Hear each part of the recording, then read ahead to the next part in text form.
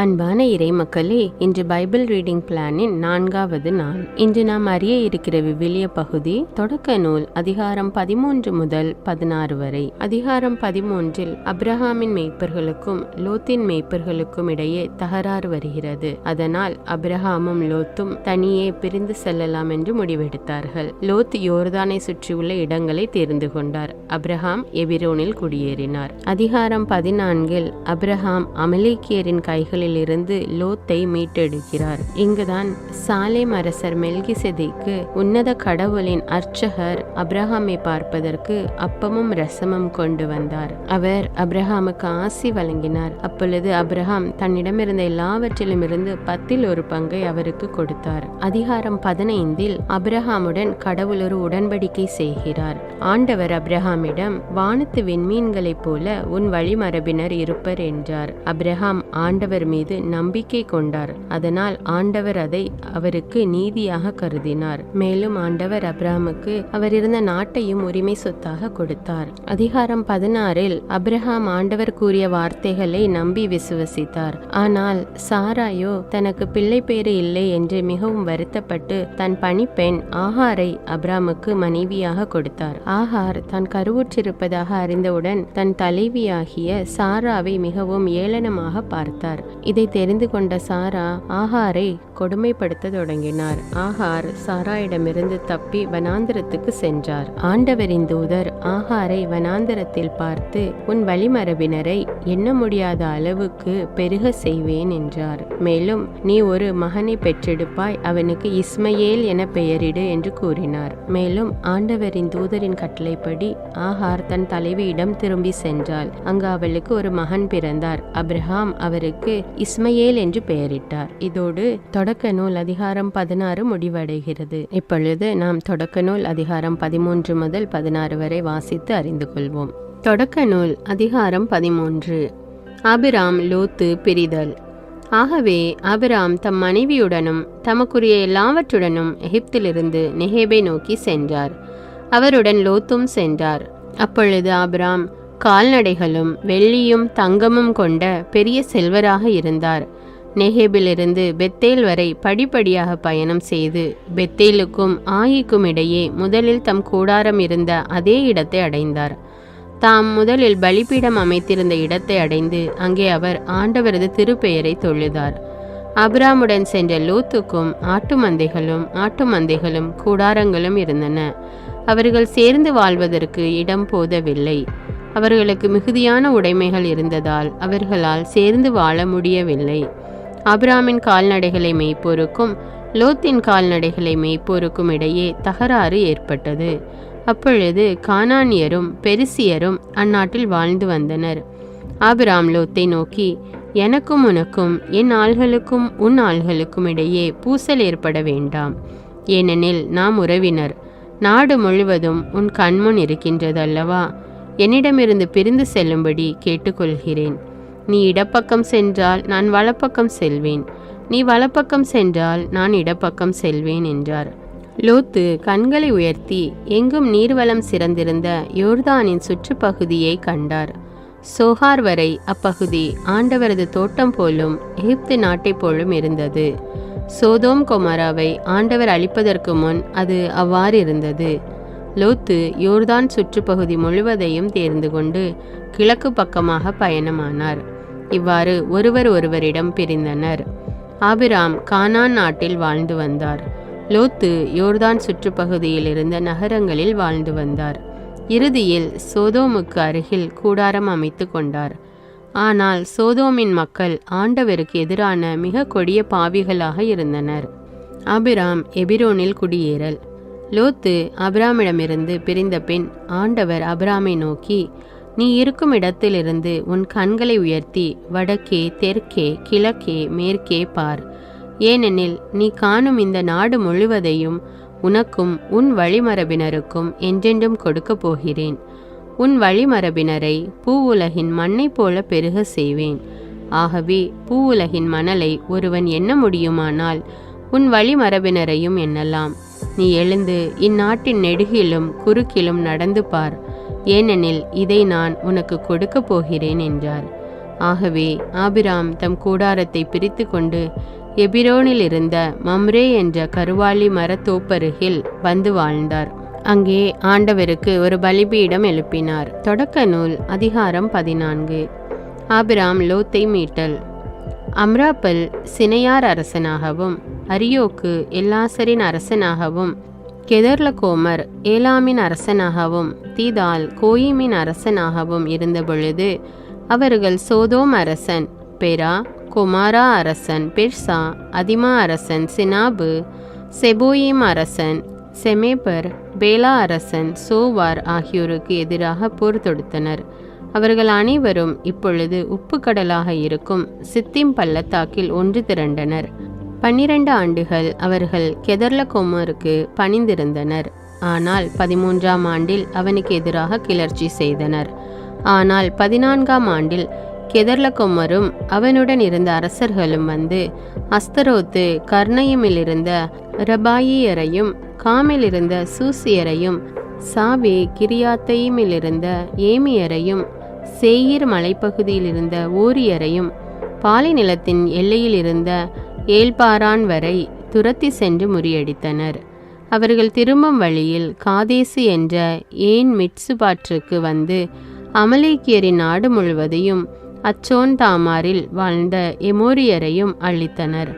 அப்பொழுது சோதோம் அரசனும், கொமோரா அரசனும், அதிமா அரசனும், செபோயிம் அரசனும், பேலா அரசன் சோவாரும் சென்று 7ஆம் அரசன் கெதர்லகோமருடன், கோயிம் அரசன் திதாலுடனும், சினையார் அரசன் அம்ராப்பலுடனும், எல்லாசர் அரசன் அரியோக்குடனும் ஆக 4 அரசர்கள் 5 அரசர்களுக்கு எதிராக சித்திம் பள்ளத்தாக்கில் போர் தொடுத்தனர். இந்த சித்திம் பள்ளத்தாக்கில் கீழ்குழிகள் மிக பல இருந்தன. சோதோம் அரசனும் கொமோரா அரசனும் தப்பி ஓடிய பொழுது அவற்றினுள் விழுந்தனர். மற்றவர்கள் தப்பி பிழைப்பதற்கு மலையை நோக்கி ஓடினர். வெற்றி பெற்றவர்கள் சோதோம் கொமாராவில் இருந்த செல்வங்கள், உணவு பண்டங்கள் அனைத்தையும் கவர்ந்து கொண்டு அங்கிருந்து வெளியேறினர். அவர்கள் சோதோமில் வாழ்ந்த ஆபிராமின் சகோதரன் மகனான லோத்தையும் அவர் செல்வங்களையும் கவர்ந்து கொண்டு சென்றனர். தப்பி வந்த ஒருவன் எபிரேயரான ஆபிராமிடம் இச்செய்தியை அறிவித்தான். அப்பொழுது ஆபிராம் எசுகோல், ஆனேர் ஆகியோரின் சகோதரனான மம்ரே என்ற எமோரியனின் கருவாலி மரத்தோப்பில் வாழ்ந்து வந்தார். அவர்கள் ஆபிராமுடன் உடன்படிக்கை செய்து கொண்டவர்கள். தம் உறவினர் கைதியாக கொண்டு செல்லப்பட்டார் என்பதை கேள்வியுற்றதும் ஆபிராம் தம் வீட்டில் பிறந்து வளர்ந்து பயிற்சி பெற்ற 318 பேரை திரட்டி கொண்டு தான் வரை அவர்களை துரத்தி சென்றார்.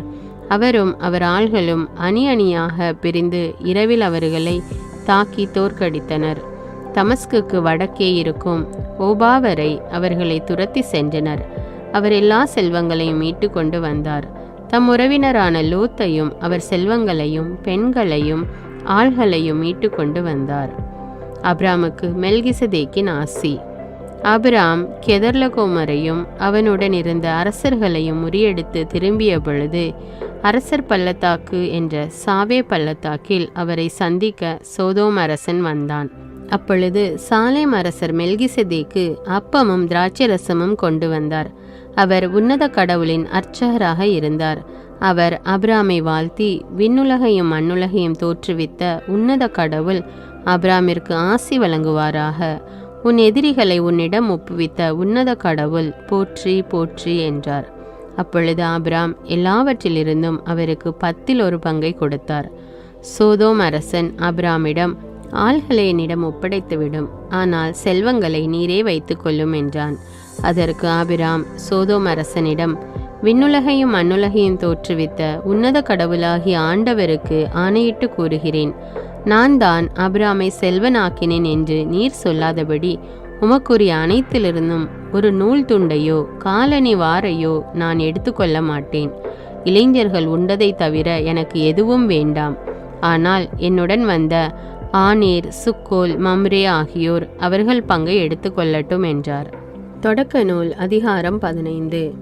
ஆபிராமுடன் கடவுளின் உடன்படிக்கை. இந்நிகழ்ச்சிகளுக்கு பின் ஆண்டவரின் வாக்கு ஆபிராமுக்கு ஒரு காட்சி வழியாக வந்து அறிவித்தது. ஆபிராம், அஞ்சாதே, நான் உனக்கு கேடயமாக இருப்பேன், உனக்கு பெரும் கைமாறு கிடைக்கும். அப்பொழுது ஆபிராம், என் தலைவராகிய ஆண்டவரே, எனக்கு என்னதான் தருவீர்? எனக்கோ குழந்தையே இல்லை. தமஸ்கு நகர் எலியேசர் தான் எனக்கு பின் என் இல்லத்திற்கு உரிமை மகனாக போகிறான். நீர் எனக்கு குழந்தை ஒன்றும் தராததால் என் வீட்டு அடிமை மகன் எனக்கு பின் உரிமையாளனாக போகிறான் என்றார். அதற்கு மறுமொழியாக, இவன் உனக்கு பின் உரிமையாளன் ஆக மாட்டான், ஆனால் உனக்கு பிறப்பவனே உனக்கு பின் உரிமையாளன் ஆவான் என்று ஆபிராமுக்கு ஆண்டவரின் வாக்கு அருளப்பட்டது.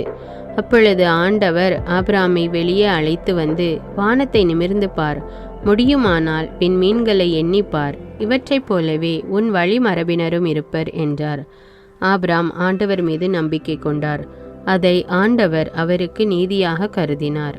ஆண்டவர் ஆபிராமிடம், இந்நாட்டை உனக்கு உரிமை சொத்தாக அளிக்க உன்னை கல்தேயரின் ஊர் என்ற நகரிலிருந்து இங்கு அழைத்து வந்த ஆண்டவர் நானே என்றார்.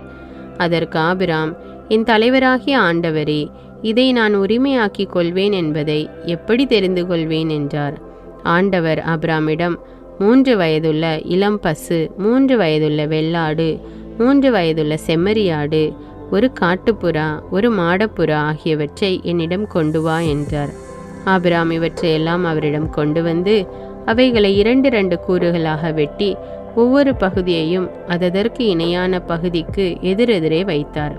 ஆனால் பறவைகளை அவர் வெட்டவில்லை. துண்டித்த உடல்களை பறவைகள் தின்ன வந்த பொழுது ஆபிராம் அவற்றை விரட்டிவிட்டார். கதிரவன் மறையும் நேரத்தில் ஆபிராமுக்கு ஆழ்ந்த உறக்கம் வந்தது. அச்சுறுத்தும் காரிருள் அவரை சூழ்ந்தது. ஆண்டவர் ஆபிராமிடம், நீ உறுதியாக தெரிந்து கொள்ள வேண்டியது, உன் வழிமரபினர் வேறொரு நாட்டிற்கு பிழைக்க செல்வர். அங்கே அவர்கள் 400 ஆண்டுகள் அடிமைகளாக கொடுமைப்படுத்தப்படுவர். அவர்கள் அடிமை வேலை செய்யும் நாட்டிற்கு தண்டனை தீர்ப்பு வழங்குவேன். அதற்கு பின் மிகுந்த செல்வங்களுடன் அந்நாட்டை விட்டு அவர்கள் வெளியேறுவர். நீ மிகவும் முதிர்ந்த வயதில் அமைதியாக உன் மூதாதையரிடம் சென்ற பின் நல்லடக்கம் செய்யப்படுவாய். 4ஆம் தலைமுறையில் அவர்கள் இங்கே திரும்பி வருவர், ஏனெனில் எமோரியர் இழைக்கும் தீமை இன்னும் முழுமையடையவில்லை என்றார். கதிரவன் மறைந்ததும் இருள் படர்ந்தது. அப்பொழுது புகைந்து கொண்டிருந்த தீச்சட்டி ஒன்று, எரிந்து கொண்டிருந்த தீப்பந்தம் ஒன்றும் அந்த கூறுகளுக்கிடையே சென்றன. அன்றே ஆண்டவர் ஆபிராமுடன் ஒரு உடன்படிக்கை செய்து எகிப்தில் உள்ள ஆற்றிலிருந்து யுப்ரத்தீசு பேராறு வரை உள்ள கேனியர், கெனிசியர், கத்மோனியர், இத்தியர், பெரிசியர், இரபாவியர், எமோரியர், கானானியர், கிர்காசியர், எபூசியர் ஆகியோர் வாழும் இந்நாட்டை உன் வழிமரபினருக்கு வழங்குவேன் என்றார். தொடக்க நூல் அதிகாரம் 16. ஆகாரும் இஸ்மயேலும்.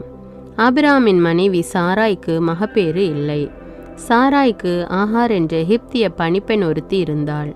சாராய் ஆபிராமிடம், ஆண்டவர் என்னை பிள்ளை பெறாதபடி செய்துவிட்டார். நீர் என் பணிப்பெண்ணிடம் உறவு கொள்ளும், ஒருவேளை அவள் எனக்காக பிள்ளை பெற்றுத்தரக்கூடும் என்றார். ஆபிராம் சாராயின் சொல்லை கேட்டார். ஆபிராம் கானான் நாட்டில் 10 ஆண்டுகள் வாழ்ந்த பின் அவர் மனைவி சாராய் எகிப்திய பணிப்பெண் ஆகாரை தம் கணவருக்கு மனைவியாக கொடுத்தார். அவர் ஆகாருடன் உறவு கண்ட பின் அவள் கருவுற்றாள். தான் கருவுற்றிருப்பதை கண்டதும் தன் தலைவியை அவள் ஏளனத்துடன் நோக்கினாள். அப்பொழுது சாராய் ஆபிராமிடம், எனக்கு இழைக்கப்பட்ட தீங்கு உம்மேல் இருக்கட்டும். நீர் தழுவும்படி நானே கொடுத்த என் பணிப்பெண் அவள் கருவுற்றிருக்கிறாள் என்பதை கண்டதிலிருந்து என்னை ஏளனமாக நோக்குகிறாள். ஆண்டவரே, எனக்கும் உமக்கும் நீதி வழங்கட்டும் என்றார். ஆபிராம் சாராயிடம், உன் பணிப்பெண் உன் அதிகாரத்தின் கீழ் இருக்கின்றாள், உனக்கு நல்லதாக படுவதை அவளுக்கு செய் என்றார். இதற்கு பின் சாராய் அவளை கொடுமைப்படுத்தினார். ஆகவே ஆகார் சாராயிடமிருந்து தப்பி ஓடினாள். ஆண்டவரின் தூதர் அவளை பாலை நிலத்தில் இருந்த ஒரு நீரூற்றுக்கு அருகில் கண்டார். அந்த ஊற்று சூருக்கு செல்லும் வழியில் இருந்தது. அவர் அவளை நோக்கி, சாராயின் பணிப்பெண் ஆகார், நீ எங்கிருந்து வருகின்றாய், எங்கே போகின்றாய் என்று கேட்டார். அதற்கு அவள், என் தலைவி சாராயிடமிருந்து நான் தப்பி ஓடுகிறேன் என்றாள்.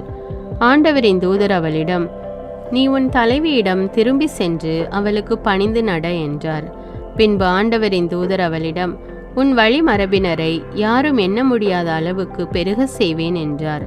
மீண்டும் ஆண்டவரின் தூதர் அவளிடம், இதோ கருவுற்றிருக்கும் நீ ஒரு மகனை பெற்றெடுப்பாய், அவனுக்கு இஸ்மயேல் என பெயரிடுவாய். ஏனெனில் உன் துயரத்தில் ஆண்டவர் உனக்கு செவிசாய்த்தார். ஆனால் அவன் காட்டு கழுதை போல் வாழ்பவனாக இருப்பான். எல்லோரையும் அவன் எதிர்ப்பான், எல்லோரும் அவனை எதிர்ப்பார்கள். தன் உறவினருக்கு எதிரியாக அவன் வாழ்வான் என்றார். அப்பொழுது என்னை காண்பவரை நானும் இங்கே கண்டேன் அல்லவா என்று அவள் சொல்லி, தன்னுடன் பேசிய ஆண்டவரை காண்கின்ற இறைவன் நீர் என்று பெயரிட்டு அழைத்தாள். ஆகவே அந்த கிணற்றிற்கு பெயர் லஹாய்ரோயி என்ற பெயர் வழங்கலாயிற்று. அது காதேசுக்கும் பெரேதுக்கும் இடையே இருக்கின்றது. ஆகார் அப்ராமுக்கு மகன் ஒருவனை பெற்றெடுத்தாள். ஆகார் பெற்ற தம் மகனுக்கு அப்ராம் இஸ்மயேல் என்று பெயரிட்டார். ஆகார் அப்ராமுக்கு இஸ்மயேலை பெற்றெடுத்த பொழுது அவருக்கு வயது 86.